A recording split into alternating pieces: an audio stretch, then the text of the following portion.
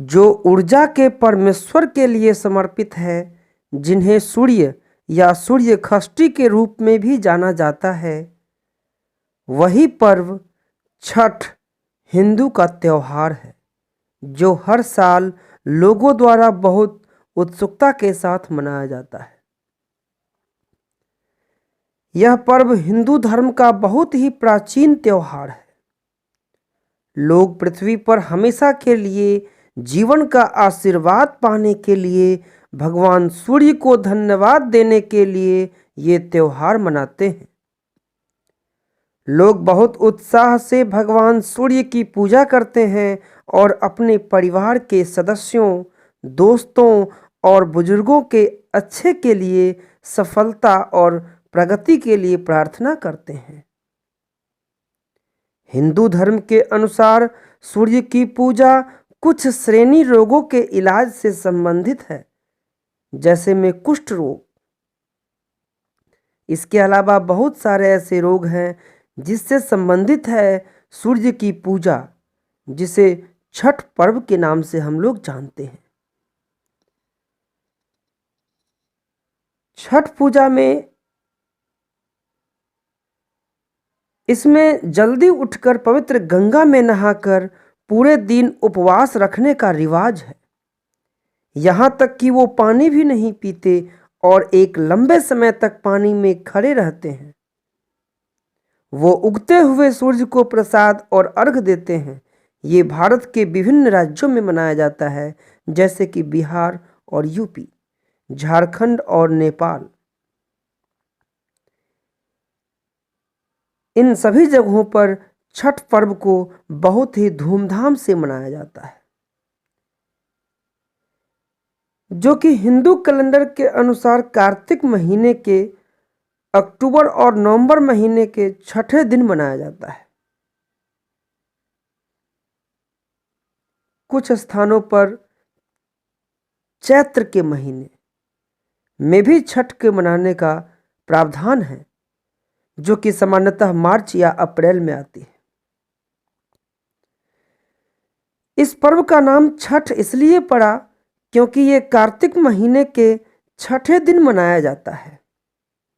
छठ पूजा पूरे भारत में मनाया जाता है, जो कि विशेषकर पटना के आसपास और गया के आसपास के क्षेत्रों में बहुत ही ज़्यादा प्रसिद्ध है। छठ पूजा हिंदू धर्म में बहुत महत्व रखती है और ऐसी धारणा है कि राजा द्वारा पुराने पुरोहितों से आने और भगवान सूर्य की परंपरागत पूजा करने के लिए अनुरोध किया गया था। उन्होंने प्राचीन ऋग्वेद से मंत्रों और स्रोतों का पाठ करते सूर्य भगवान की पूजा की। प्राचीन समय में छठ पूजा हस्तिनापुर, जो कि नई दिल्ली के पांडवों और द्रौपदी के द्वारा अपनी समस्याओं को हल करने के लिए अपने राज्य को वापस पाने के लिए की गई थी। ये भी माना जाता है कि छठ पूजा सूर्य पुत्र कर्ण के द्वारा शुरू की गई थी। वो महाभारत युद्ध के दौरान महान योद्धा थे और अंगदेश, जो कि अभी बिहार का मुंगेर जिला है, उसका शासक था। छठ पूजा के दिन छठी मैया यानी भगवान सूर्य की पत्नी की भी पूजा की जाती है। छठी मैया को वेदों में उषा के नाम से भी जाना जाता है। उषा का अर्थ है सुबह, यानी दिन की पहली किरण। लोग अपनी परेशानियों को दूर करने के साथ ही मोक्ष या मुक्ति पाने के लिए छठ मैया से प्रार्थना करते हैं। छठ पूजा मनाने के पीछे दूसरी ऐतिहासिक कथा भगवान राम की है। यह माना जाता है कि 14 वर्ष के वनवास के बाद जब भगवान राम और माता सीता ने अयोध्या वापस आकर राज्याभिषेक के दौरान उपवास रखकर कार्तिक महीने के शुक्ल पक्ष में भगवान सूर्य की पूजा की थी, उसी समय से छठ पूजा हिंदू धर्म का महत्वपूर्ण और परंपरागत त्योहार बन गया और लोगों ने उसी तिथि को हर साल मनाना शुरू कर दिया। आइए छठ पूजा से संबंधित छोटी सी कथा सुनते हैं। बहुत समय पहले एक राजा था जिसका नाम प्रियव्रत था और उसकी पत्नी मालिनी थी।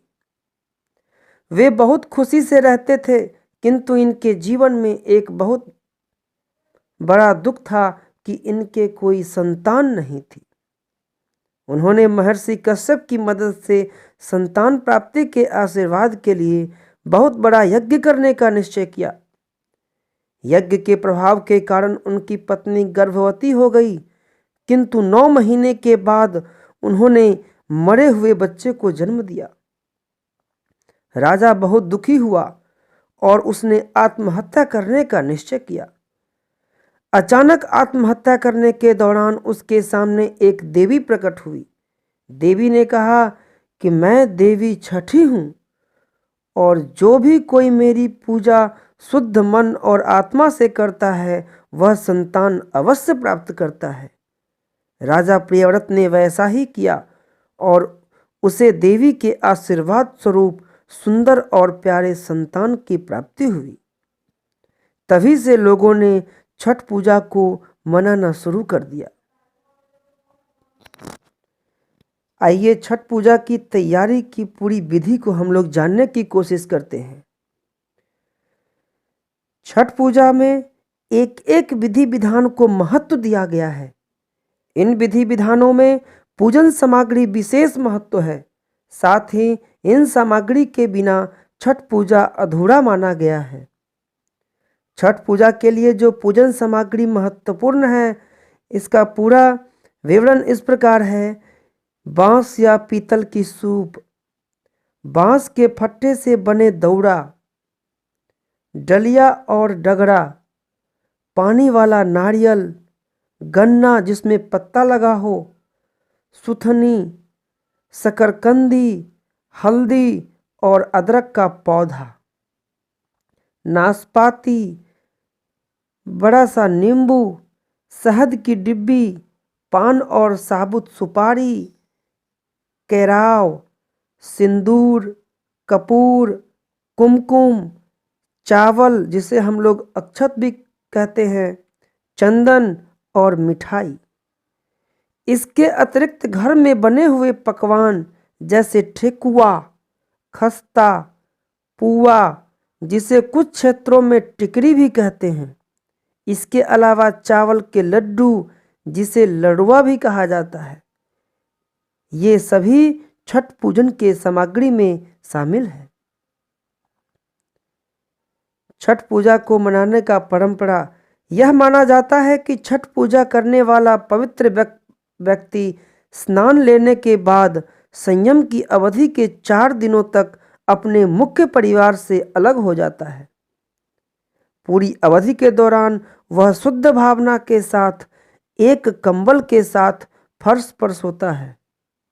सामान्यतः यह माना जाता है कि यदि एक बार किसी परिवार ने छठ पूजा शुरू कर दी तो उन्हें उसकी अगली पीढ़ी को भी इस पूजा को प्रतिवर्ष करना पड़ेगा और इसे तभी छोड़ा जा सकता है जब उस परिवार में किसी की मृत्यु हो गई हो।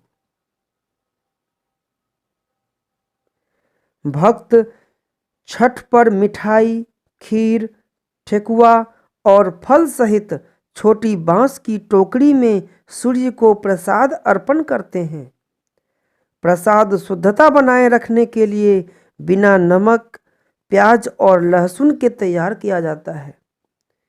यह 4 दिन का त्योहार है जो पहले दिन भक्त जल्दी सुबह गंगा में पवित्र जल में स्नान करते हैं और अपने घर प्रसाद तैयार करने के लिए कुछ जल घर भी लेकर जाते हैं। इस दिन घर और घर के आसपास साफ सफाई करनी चाहिए। वे एक वक्त का खाना लेते हैं जिसमें कद्दू और भात के रूप में जाना जाता है, जो केवल मिट्टी के स्टोव या चूल्हे पर आम की लकड़ियों का प्रयोग करके तांबे या मिट्टी के बर्तन में बनाया जाता है।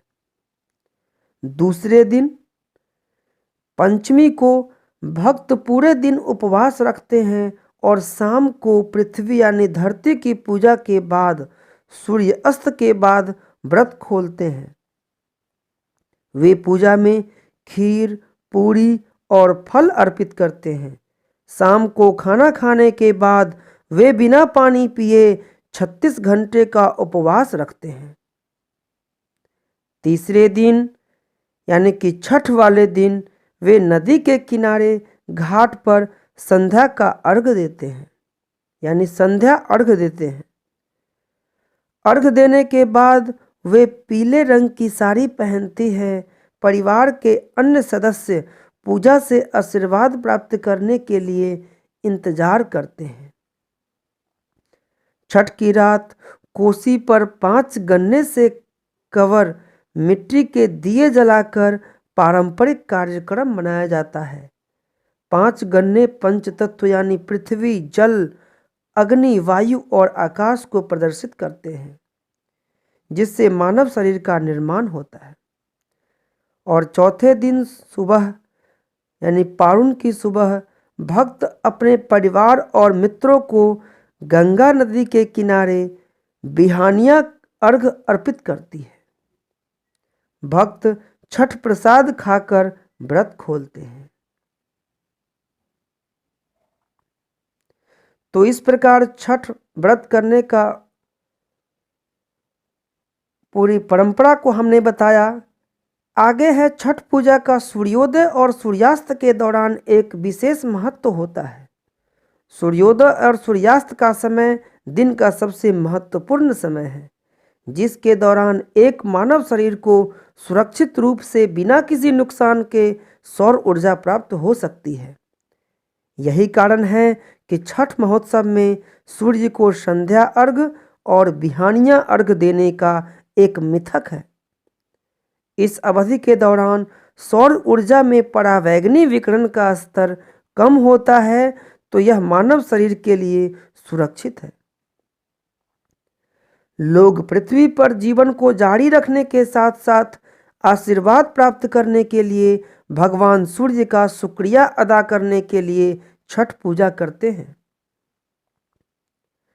छठ पूजा का अनुष्ठान शरीर और मन शुद्धिकरण द्वारा मानसिक शांति प्रदान करता है, ऊर्जा का स्तर और प्रतिरोधक क्षमता को बढ़ाता है, जलन, क्रोध और आवृत्ति, साथ ही नकारात्मक भावनाओं को बहुत कम कर देता है।